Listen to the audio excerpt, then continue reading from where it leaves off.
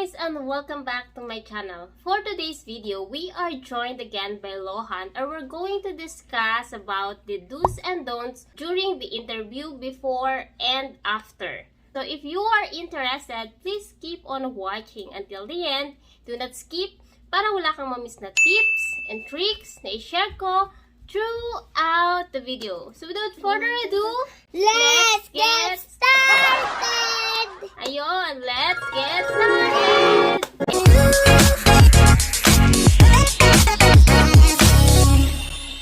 Kung bago ka lang sa channel na to, I'm Kajea, virtual assistant, executive assistant, bookkeeper, accountant. So kahit anong work pinapasok ko, basta't online, kasi online work is amazing!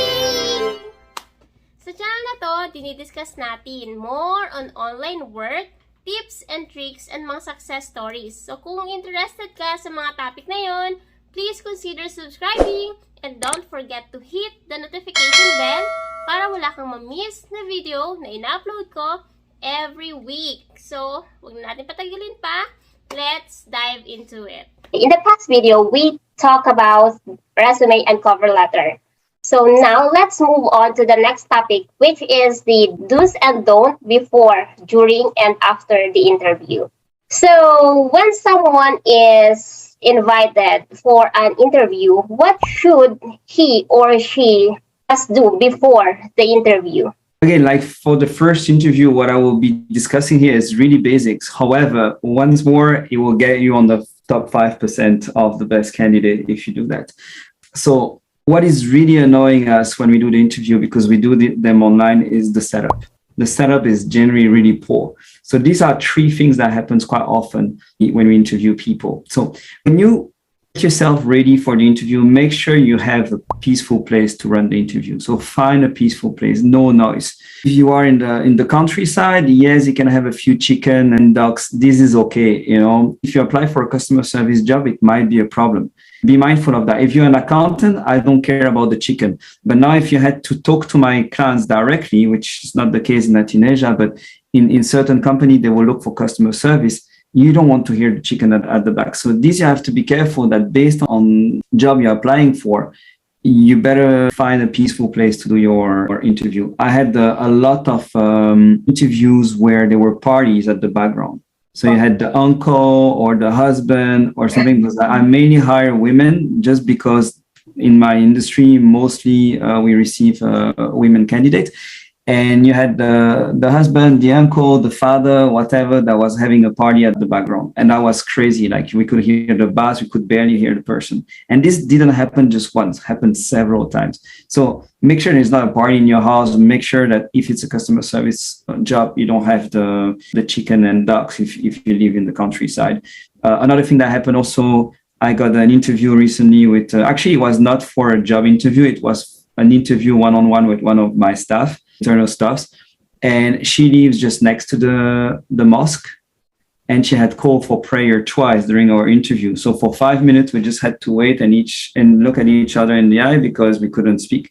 Noise was too loud. So if you know you have a church or a mosque just nearby that is really noisy at certain hours, don't book the interview at that time, because it doesn't make you look good. The second thing is make sure you have a good internet. Okay.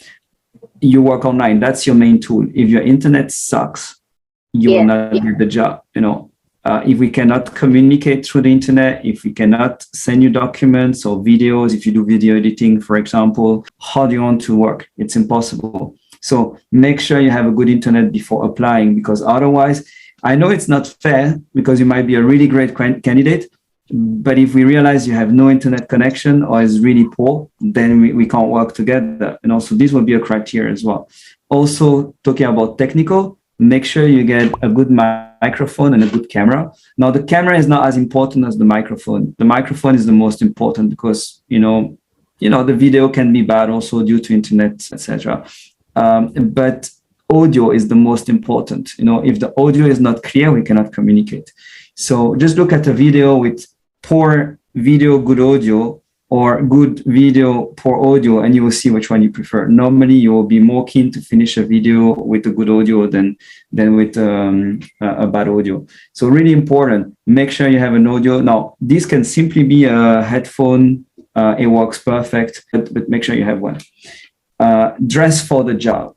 I remember, actually, Janet is a really good example for that, because I still remember when I interviewed her. She didn't look like how she looked right now. She had, she had these the headphone with the microphone. She looked really professional. It seems that she has been doing this kind of job since forever, So that put the potential employer in a good mood. You see, oh, that person looked really professional. So she was really sharp, dressed something similar as today, maybe I don't remember exactly, but it was pro in terms of clothing. Blazer. And also I remember your headphone, really looked virtual assistant like.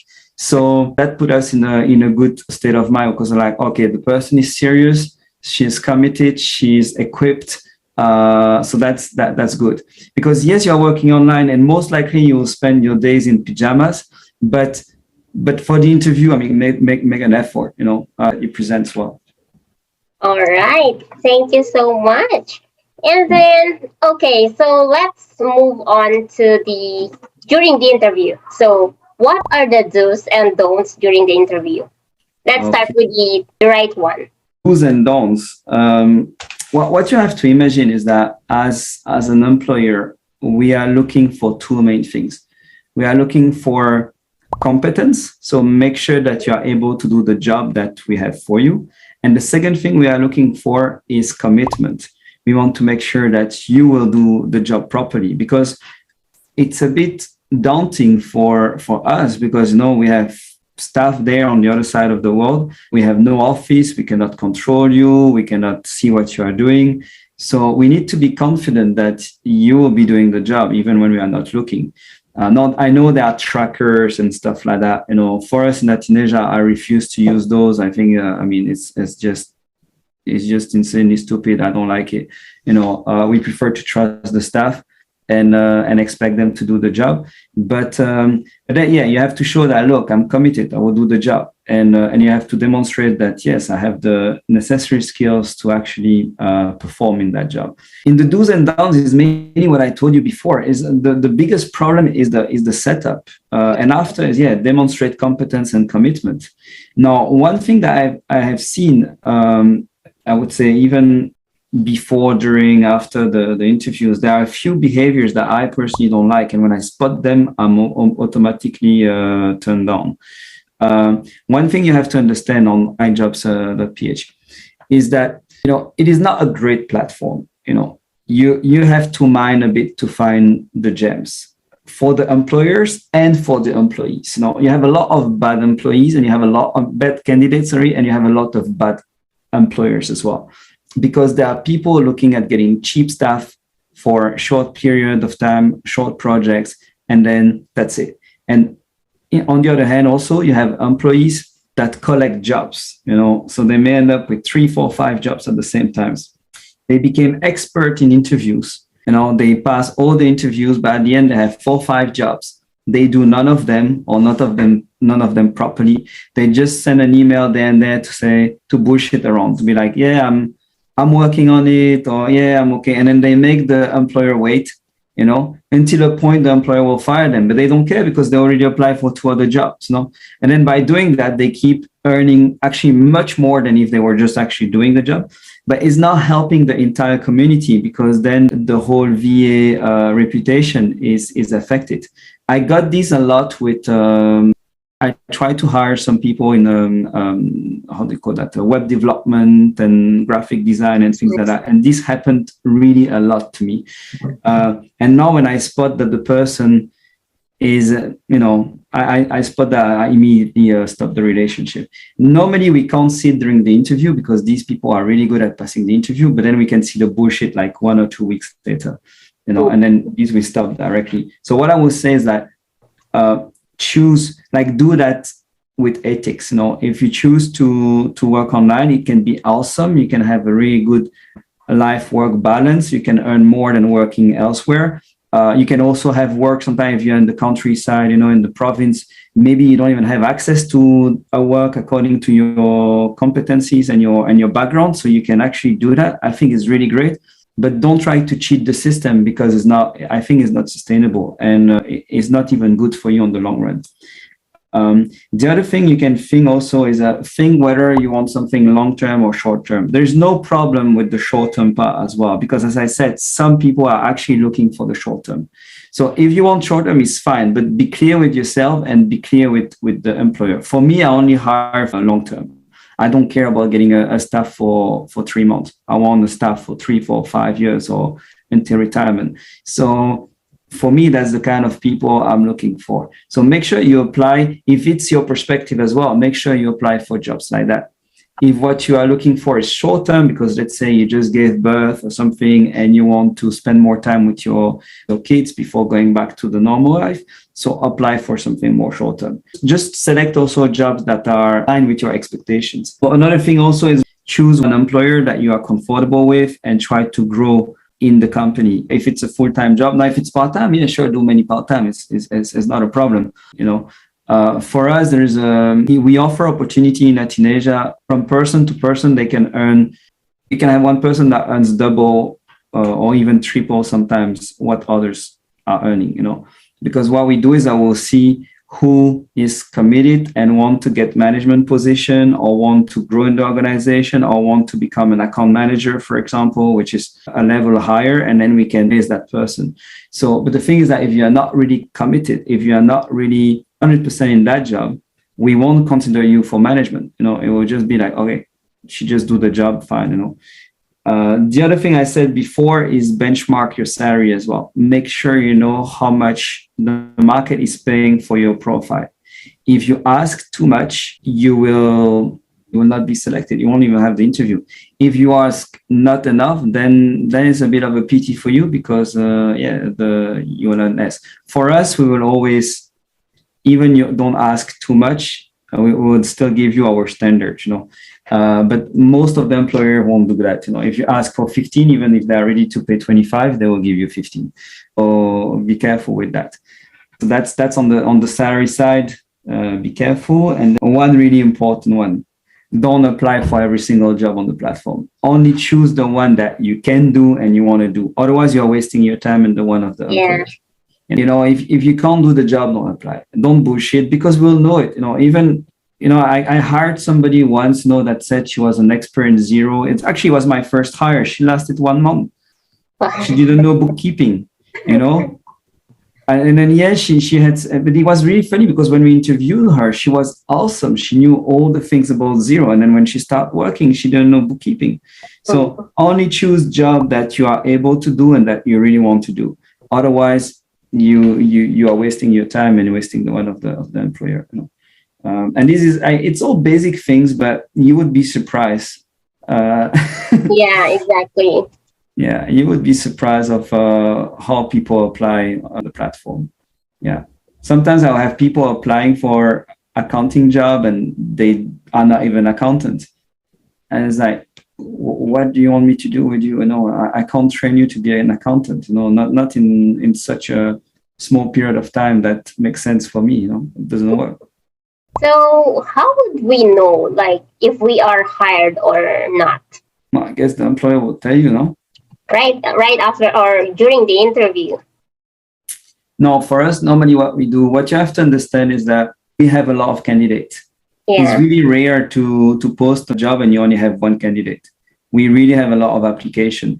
So minimum for one job, we'll have 10, even 20 interviews. So we won't tell you straight away unless the employer really think you are the best, never seen such a candidate, and they may want to secure you immediately. But normally we will have many interviews, so we'll just let you know a few days later. Just be a little bit patient. Now, normally you won't wait for weeks. The decision is pretty fast. At least for Tunisia, it's really fast. Sometimes we will just tell you on the day, because we put let's say 5, 6 interviews on that day, and then at the end of that day, we know who we want, and then we just send an offer, and that's it. How about as a CEO, what do you prefer to hire? Someone with experience online or someone with no experience working online but like trainable? It depends. Honestly, we have both in the company, like our accountant, we have some that do have experience online and many don't have experience online. And it turns out okay for both, actually. Honestly, it doesn't make a big difference for us. Okay, good to hear. So because we have a lot of viewers here, like they don't have experience working online and they were like afraid to look for a job that will hire them because they don't have online experience. No, I think you shouldn't worry about that really. If you have a good working discipline, because that's the thing, you have to. It's not easy to work by yourself online. For us, it works really well with the accounting because the accounting job is a job. I mean, most of the accountants tend to be quite introvert. They like to work on their own. It's quite a solitary job to start with. Even if you're in an office, you are not like discussing nonstop with 30 people in the industry. You're just at your desk doing your job. So for us in our industry, it's really easy to do it at home. It's really similar. Plus, it's output based. You can see the output. We don't have to put a tracker to see is the person working or not. No, because we see that we send a case and the case come back. No, so done. And there is no mistakes. It's well done. We are happy. There is mistakes. It's not well done. We are not. We will discuss. So for us, it works. Now, I tried to recruit some creative people in the Philippines, some web development, graphic designer, and it never worked. It was really difficult to find somebody that could really do the job properly. So it's maybe another mindset. I don't know. But one of the issue was not only the job nature. If you are, just for your information, if you are in graphic design or web development, one of the issue I had with the Philippines so far is that I couldn't find somebody that was up to the standard. Yeah, it's standard.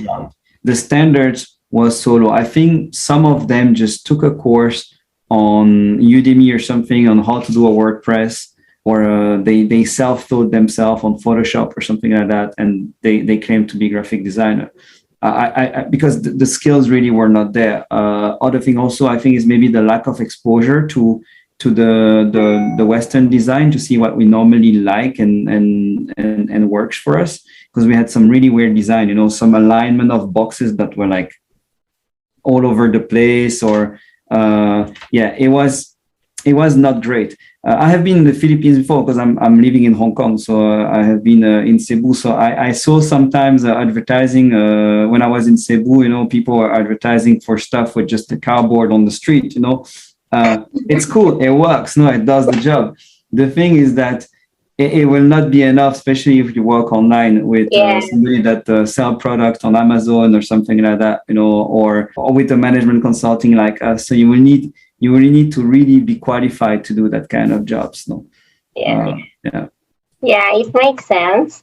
Okay, so I think you already talked about the skills, the personality of the applicant that you are looking for. Because there's also the post-interview. I think we didn't talk about that, but after is your work with your employer, is that you, as I said, we don't really know what you're doing, especially if the employer doesn't put a tracker or something like that.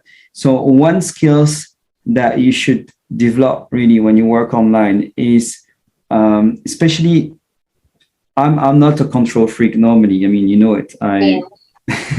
So for me, it's quite natural to just let it go and trust that the people are doing the work. But for many people, especially entrepreneurs, they are not used to that. They are used to have everything under their control. And suddenly there is a part of the job that is being done like sometimes few thousands of miles away from home, And one thing that is important for the VA is to manage their boss. Okay. What I mean by manage the boss is that sometimes the boss doesn't know how to manage you. So make sure when you are done with your task, you report, you say, okay, I have done this, anything else I can help with, and these you will look really good if you do that, if you're like, okay, boss, I'm done with this part. Do you have something else I can do? How can I help you in other ways? okay, so this week I have done these, and that. So basically, you report your work and you show that you can do more if you can do more. Now, if you are busy, you can also say it's like, look, this week I have done this. It was a bit busy compared to last week. It's just for him to have an idea, him or her to have an idea of where you are at. Are you busy or not? Are you doing the job? And then it shows your commitment to just come back and say, hey, I'm done with my task. Do you have something more for me? How can I help you? And if you do that, I tell you, you're not on the top 5%. Now you're on the top 1%. Yeah, these reporting skills really good if you can do that. All right, that was amazing, and thank you for the tip. So that's another point or another thing to take note. Thank you, Lohan, for sharing your tips and tricks about the interview during, before, and after. So that's the end of this video. And on our next video, we're going to talk about the interview question, tell me about yourself.